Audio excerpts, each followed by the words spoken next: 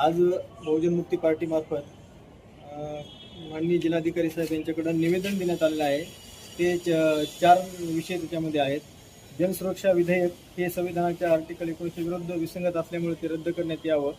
त्याचबरोबर सोमनाथ सूर्यवंशी यांच्या मृत्यूच्या प्रकरणामध्ये जे देवेंद्र फडणवीस यांनी खोटं वक्तव्य केले आहे ते उच्च न्यायालयाच्या निर्णयातून असं सिद्ध झालं की त्यांचा मृत्यू पोलिसांच्या मारहाणीने झालेला आहे। म्हणून देवेंद्र फडणवीसने विधिमंडळामध्ये खोटं बयान देऊन खोटे वक्तव्य करून जनतेला संभ्रमित केलेलं आहे।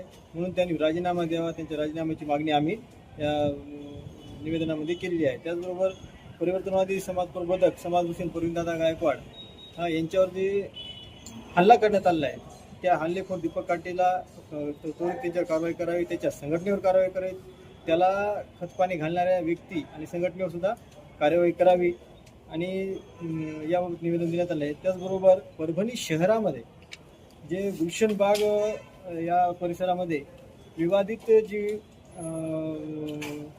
परिसर आहे, नागोबा मंदिराचा जो बाजूचा परिसर आहे त्या जागेवर बेकायदेशीर तार फेन्सिंग करणारे जे समाजकंटक आहे त्यांच्यावर कडक कारवाई करण्यात यावी आणि त्यांच्या विरोधात गुन्हे दाखल करावे आणि ती जी बेकायदेशीर केलेली तार फेन्सिंग आहे ती काढून घेण्यात यावी। म्हणून आज आम्ही कलेक्टर साहेबांना निवेदन दिलं आहे की या देशामध्ये आपण जर बघितलं तर हिंदू मुस्लिम या नावाखाली जाणीवपूर्वक जेव्हा इलेक्शन येतात तेव्हा ही इथली जे RSS BJP आणि जे काही प्रस्थापित जे लोक आहेत पक्ष संघटना आहेत या काय करत आहेत, जाणीवपूर्वक हिंदू मुस्लिम यांचा वाद निर्माण करतात आणि तो वाद निर्माण करून त्यांचा फायदा इलेक्शनमध्ये घेण्याचा प्रयत्न करतात।